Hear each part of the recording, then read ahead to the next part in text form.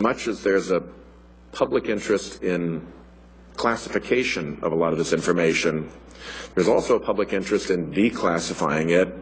And in some cases, I would contend that declassification has exactly zero national security risk associated with it. It just kind of got swept up with a bunch of other stuff because the program is classified. And we depend on you to do this because senators aren't declassifiers. The only way that the Senate Intelligence Committee can declassify anything is so complicated that it's never been used in the history of the Senate Intelligence Committee. So I'd urge you to, I'm speaking through you now, I think, to a whole lot of other people as well, but I do think that a more persistent focus on what could be declassified and what would help for these foreseeable events of disclosure would be a good policy to pursue. Your thoughts? I understand your sentiments. I do believe there's a price to be paid. We tend to think that people know and understand the internet around the world. But you have persons who want to undertake terrorist attacks that don't have a full understanding of the internet. And to the extent that you expose programs like this, we are educating them. We're educating them about how the internet works actually worldwide.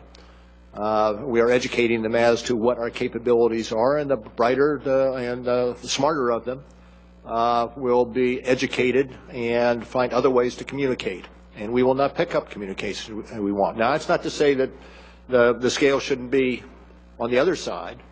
It is much easier to explain to the public when you don't have the restrictions, quite obviously, of classification.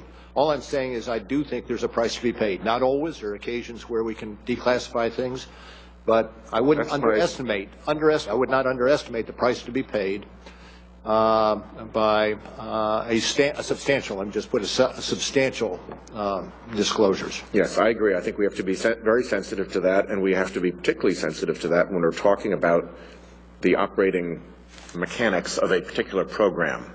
But when we're telling the American people, we're not going to raise the question of what we're doing, but we want you to know that when, as and if we do anything, here are the kind of procedures we use. You would never tell anybody about an ongoing investigation, but we tell everybody about the warrant requirement, about minimization, about the things that protect American security. And that process is also classified when it comes to these NSA programs. Good point. That's where I think we can make some ground. This is